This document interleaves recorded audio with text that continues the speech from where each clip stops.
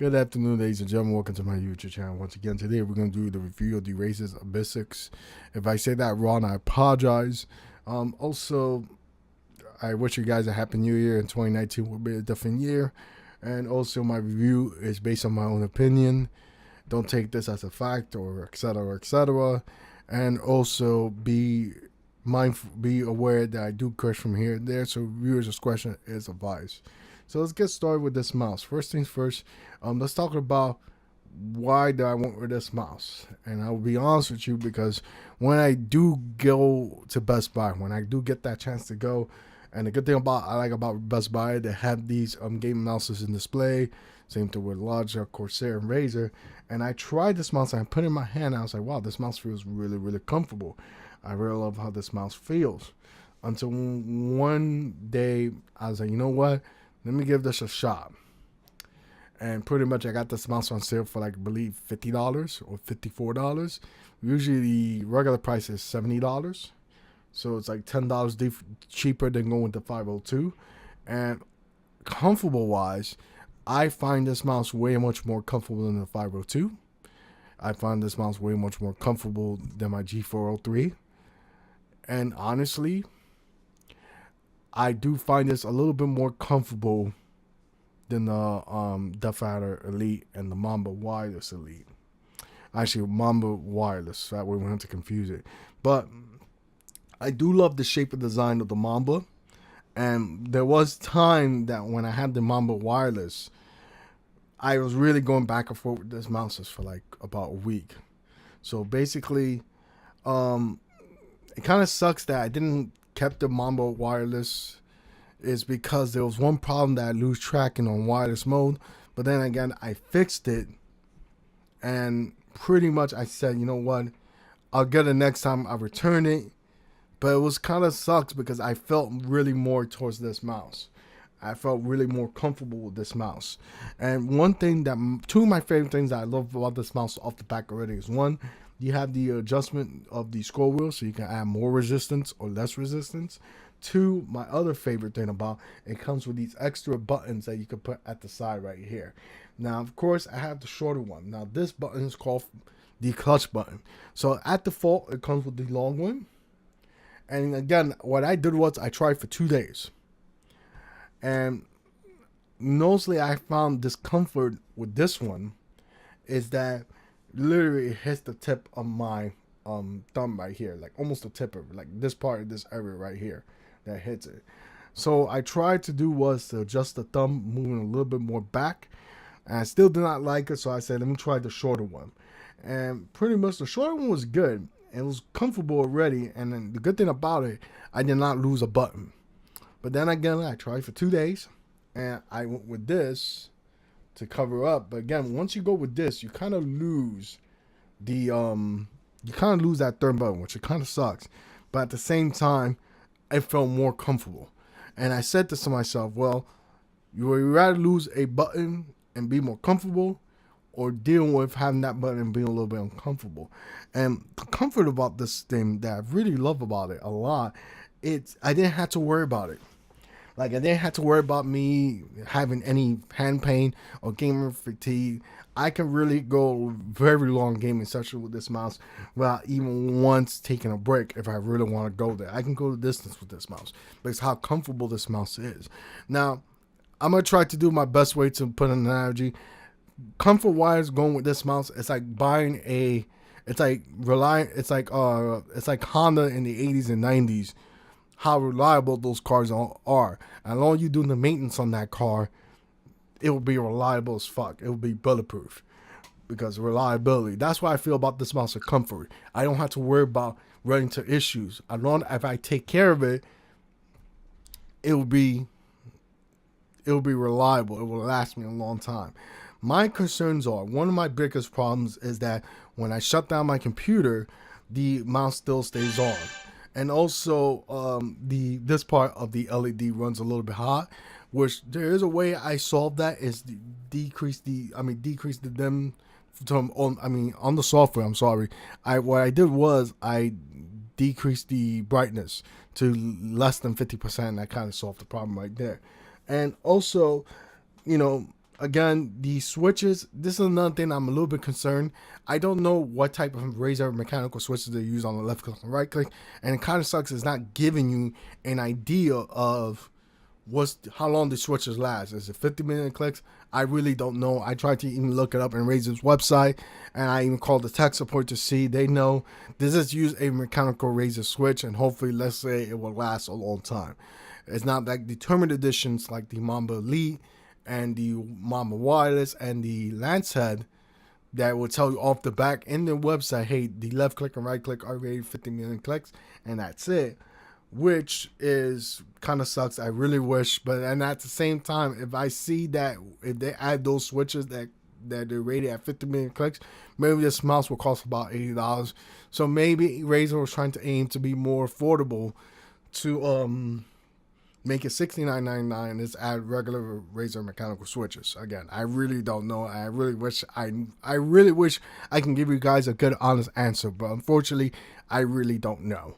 So pretty much, I really love how the left click and right click are. I kind of like the left click, your primary fire button on first person shooters.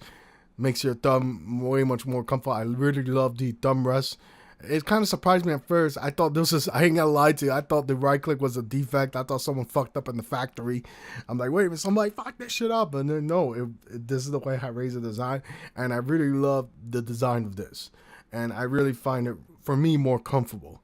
And I kind of like it splits, the left click and right click splits with the rest of the body of the mouse. Again, my other concerns as well is the rubber side grips on the left and the right. That's my biggest concern, is the quality of those rubber side grips. The only way to find out is to continue playing my games and hopefully it doesn't wear off. But again, time will tell. That's the only way. One thing I really do love is the braided cable. I really not use the mouse bungee, and my mouse bungee is a ZOWIE Cameo. This is basically my let me see, I can put the camera a little bit up. This is basically my mouse bungee. If you're somebody who wants to use a wire mouse, I would definitely recommend to go with something like this. It makes your life easier.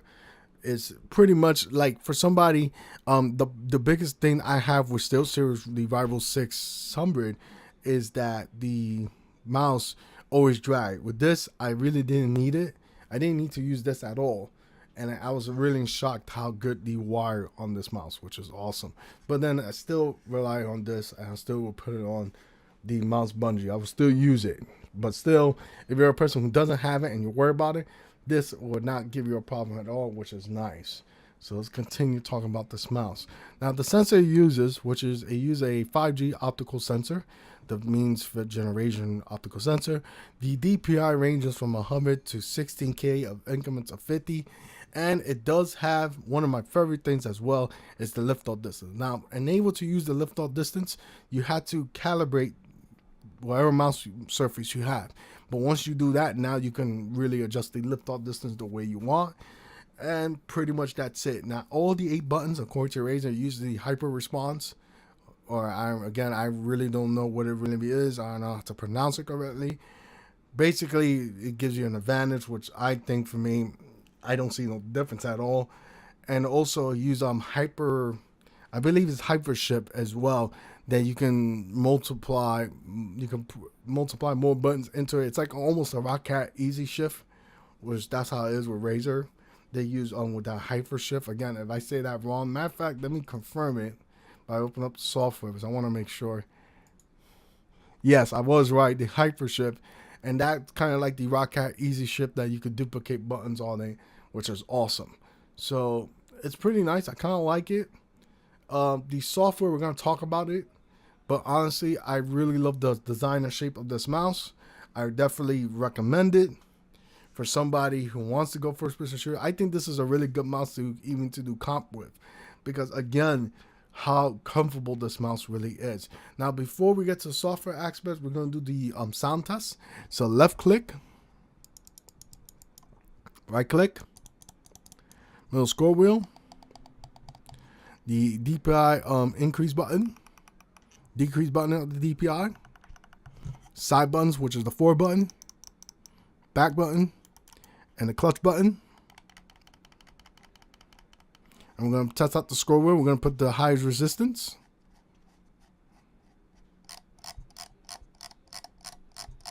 And we're going to, little by little, I'm going to adjust it to less resistance. So let me go all the way. Now we're going to do a shake test to see if we hear any sounds. Now it's the scroll wheel, so let me hold the scroll wheel. Nope. Basically no sound, nothing shaking inside the mouse. So it's well built quality, so that is nice. So let's get to the software aspect. Let's open up the Razer Synapse 3 software. Okay, so right here is the mouse itself. As you see, I have the keyboard as well. Of course, other things about the Razer Synapse 3 software, but let's talk about the mouse. So customizability, you can set up each profile. Now to do that, you gotta go to profile. You gotta make sure you want to link each game. So once you have that configured, which we're gonna go to the let's go back to the mouse and let's go to, let's say, Black Ops 4. Now as my third button, I use to heal myself automatically, which is awesome. And pretty much you can program as much as you want. Same through Overwatch. Unfortunately, I know that's desktop. For Overwatch, again, I use for E to, if I'm playing as a soldier and I need to heal, I can use that. Or I'm playing Ash, I need to throw that dynamite. You can use that as well. And Battlefield 5, not Surgery Sam Store, I apologize. Battlefield 5, I programmed it to 3. So you can really do enough crazy things to it if you really want to. Now this right here is the 10 to standard to hyper shift. So like once you hit that certain button with the hyper shift, it's like using again the Rockcat easy shift. So pretty much you can go nuts right there and duplicate the buttons. And of course performance, you got up to, now this is one thing I really love. I can turn off the sensitivity stages and depend on that one DPI, or you can go up to 5 stages of DPI you really want to. Over here you got your polling rate, which you can adjust it over here with the DPI increments of 50, which that is nice. I really like that a lot. Let me turn that off. And over here is to adjust the lighting. Now this is to make it even further. As you see, I have the lighting at 52%. I apologize, I thought I have it less than 50%, but pretty much this will solve the problem of me not feeling the Razer logo that runs a little bit hot because the brightness is too high in the LED. So I just lowered it down and I kind of fixed it. And also my favorite part over here is you could adjust. Actually, if you go right here and go to Chroma Studios, you could adjust the lighting the way you want. You can really go nuts with it, and also as well program each color lighting you want on each of those profiles that you have linked into those games if you really want to. Now also, the app right here as well is to, now this thing is another awesome feature as well. Now this, what it does, like on Overwatch, it's crazy that when it dies, flashes red. When you have your the whole keyboard lights up to different colors, which is really nice. Same thing with Killing Floor. It will tell you when it's red, that means your health is running low. And when it's at white, I think that's you on full health, which is really awesome. I believe more games are going to have this, which so far I know is Killing Floor 2 and Overwatch takes that advantage. And also, let's continue to, okay, what I was going to do is go to mouse, yes. Now, calibration, again, in default, you cannot use the lift-off distance on range.